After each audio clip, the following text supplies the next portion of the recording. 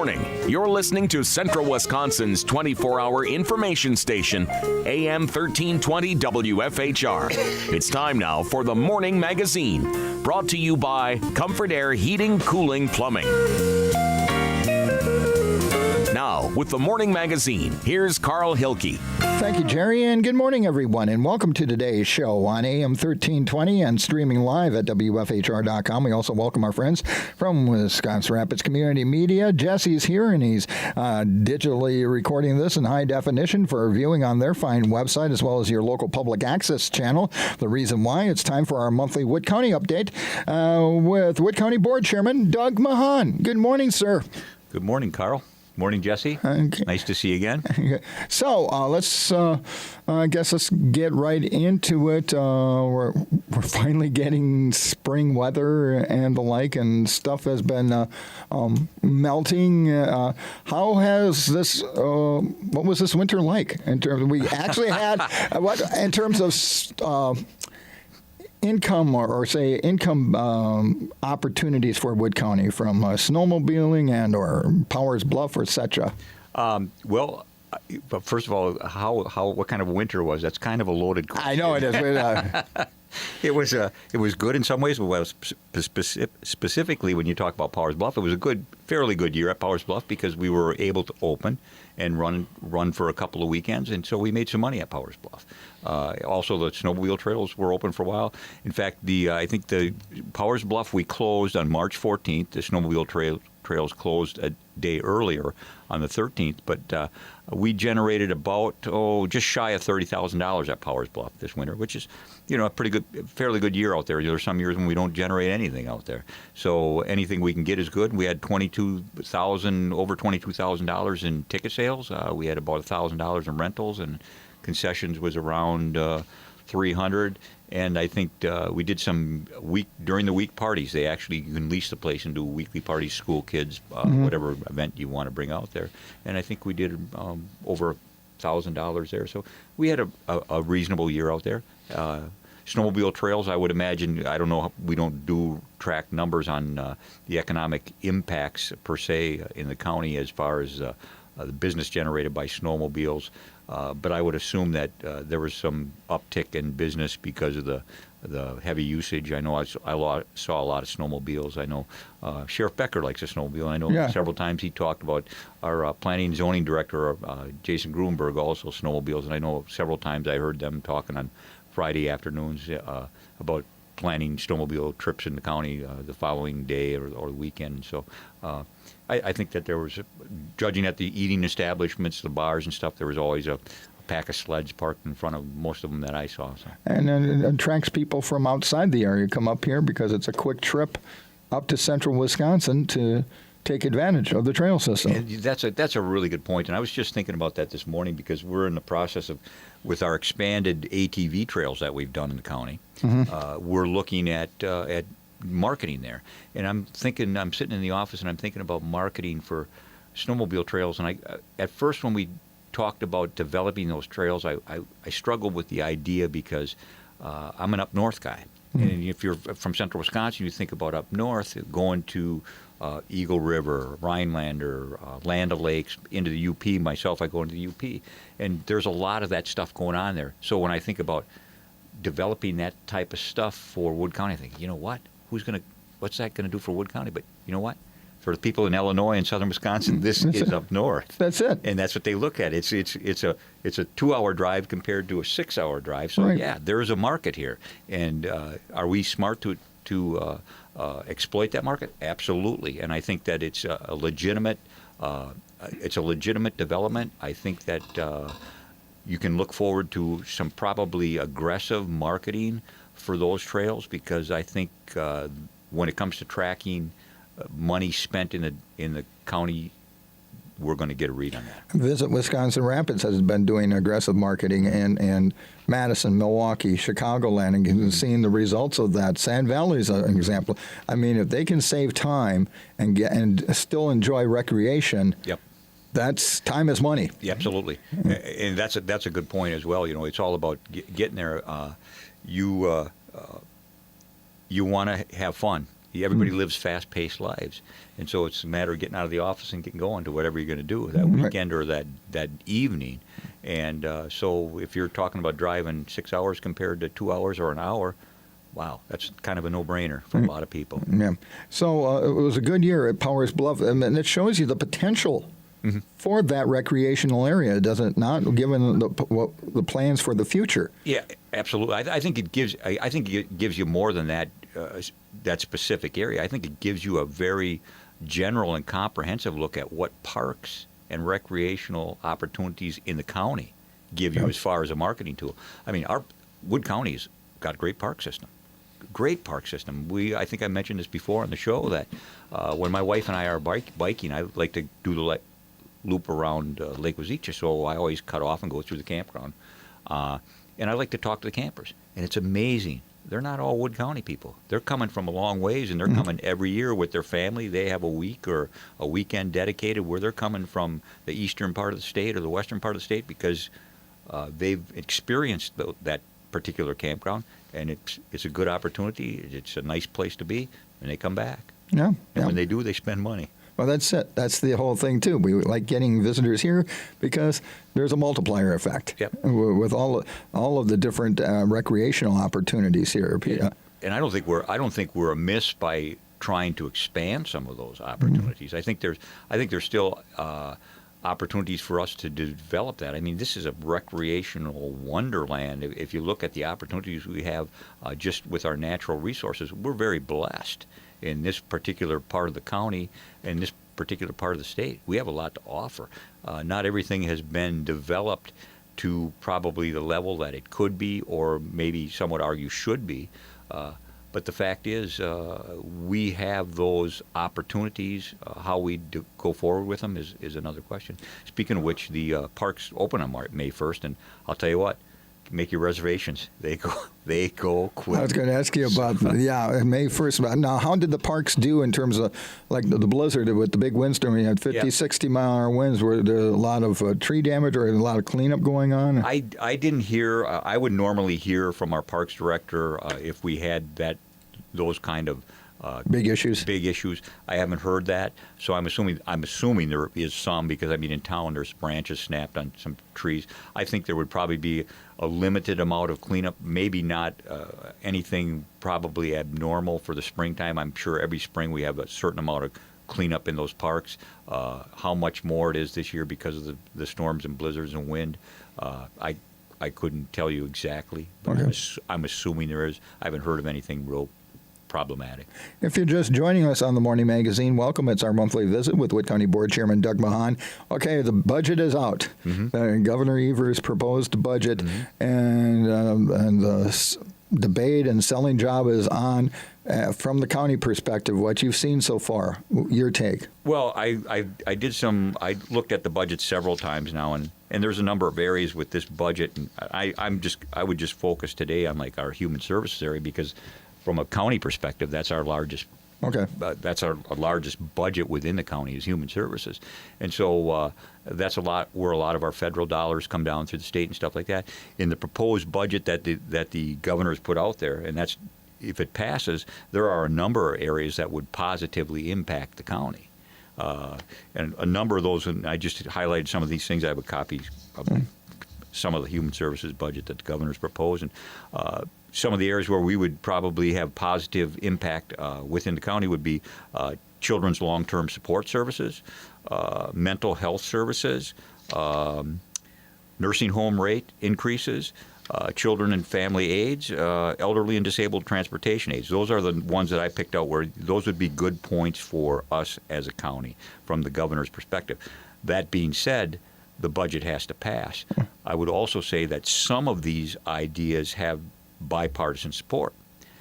How the Republican caucus determines to put those forth in whatever they come forward with a budget is to be determined, and what kind of compromises will be worked out. How, in fact, the Republicans are going to approach the budget is a question that needs to be asked. But to get into depth, children's long-term services, there's a waiting list for those services. Those services cover physical, cognitive, severe emotional things for children up to the age of 18. there's a statewide waiting list. The governor wanted to put money into that specifically to eliminate that waiting list statewide. But in his proposal, it was very general, and he didn't specify that money could be spent specifically for staff. And without that specificity within that budget, it's going to be hard to eliminate that waiting list. Okay. So, and we're kind of ahead of the game. We're kind of fortunate in Wood County because I believe in October of 2017, we had 45 people on that waiting list. We've got it whittled down to somewhere around a dozen right now. So we're on our way of accomplishing eliminating that waiting list on our own without the additional money proposed by the governor. But the one thing that the additional money proposed by the governor would do for Wood County, it would prevent the reoccurrence of a waiting list within the county, which would be a critical item. Once you eliminate it, you certainly don't want to see it come back. But again, that needs to be specified, and how that's going to be done is another thing. So okay, the transportation, of course, is the big one. Sure. And the governor has proposed, kind of a compromise. We'll get rid of the minimum markup law, and in turn increase the gas tax as well. But at least we're starting actual conversation about raising revenues, which is something we haven't been doing. Well, you're not going to do anything unless you have to bite that bullet, right? You're right. It's about time we start talking about it. If we're going to make any changes, if we're going to do something serious with transportation aids, then we're going to have to generate the revenue to do something with it. I've heard there's all kinds of stuff that you hear. There's rumors, 10% increase in county road aids. Well. Nothing's going to be done without the talk of revenue first. How you do that? You get rid of the minimum markup. You do a per gallon sales tax. That's for the politicians in Madison to figure out. And believe me, there will be plenty of politics played in that one on how that gets done. There's already people weighing in that I'm not going to speak to it here, but there's people weighing in because the minimum markup law affects more than gasoline. Okay. So you're going to have players in different areas that are going to be lobbying because that's going to affect business generally, right. Or it can. So there's going to be players weighing in on and lobbying for that one way or the other. So, what's your big concern going forward? As far as the transportation, as this debate proceeds, we've been bonding for transportation. We got behind in Wood County, and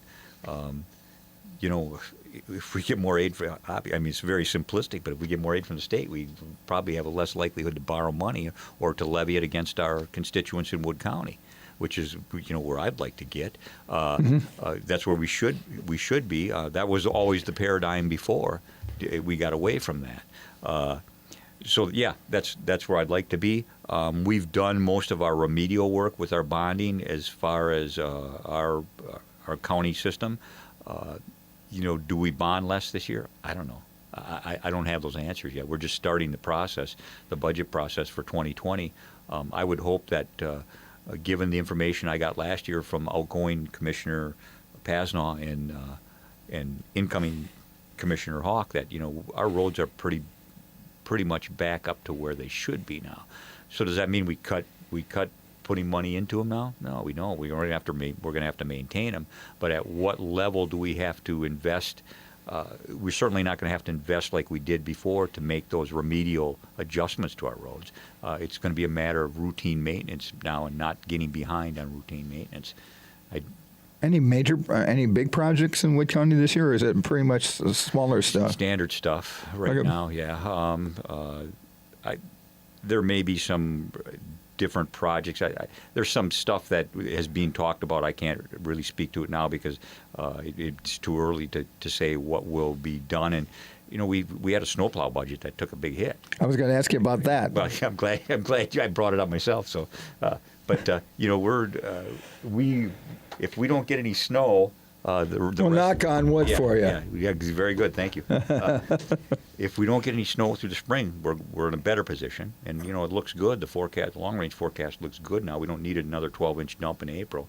Every day down the road, your plowing expenses probably become less because you're looking at a big melting effect no matter how much snow you get now. the real question mark will be November and December next year. If we can slide by, we'll be okay. But still, you have to be prepared fiscally for stuff like that. So maybe we move a project. Maybe Roland decides to move a project so that he's covered for emergency snow removal in November, December. That's up to him. He'll do a great job. He does a good job. He's a good fiscal guy. So how that affects projects that were planned in the budget for last year remains to be seen. You mentioned and people don't realize now's the time you start planning for next year's budget. Now, last year you wanted some out of the box thinking, and you asked everybody to do a cut and come up with some creative ways to save money. You going to have a challenge like that this time around? Yeah, you know what? I think we did. I think that was an exercise last year, and I think it was successful. I really do. I think it got people realizing that, number one, we can do things differently. We can do things a little differently. We don't have to do status quo, standard operating procedure every year without examining how we do it or why we do it. And I think that's kind of what the purpose was there, is to say, let's take a look at how we do things. Let's take a real look. Let's do our due diligence here. And do we really need some things or not? And you know what? We had departments that came through like champs. They really, a couple of them that come to mind. Health department did a real good job. County clerk did a real good job. There were savings there that probably were, from my point of view, unexpected and surprising. And if we can do it once, we've ingrained that philosophy now. Hopefully, that it's your responsibility to be responsible and pragmatic with taxpayers' money, and let's keep that up. I don't know that there will be a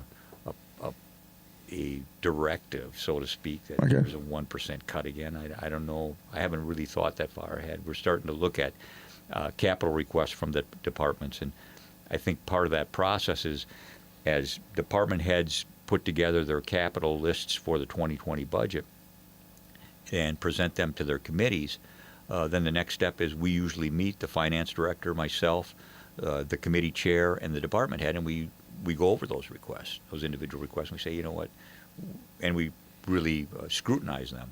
And can we get by without this? Do we need to have a project of this scale? Those kind of questions. Sure. Because that's the way you do that. That's the way you get the answers that you need to have when you're putting a budget together. So we're just beginning that process, and that kind of lends itself to ingraining an overall budget philosophy of, we're not going to be to scrimp on anything, but we're going to be pragmatic and effective with how we spend our money. Well, there's a difference between wants and needs. Absolutely. I mean, maybe you'd like to have the Cadillac, but you can only afford a Chevy. Well, you go get the Chevy. Or a Yugo.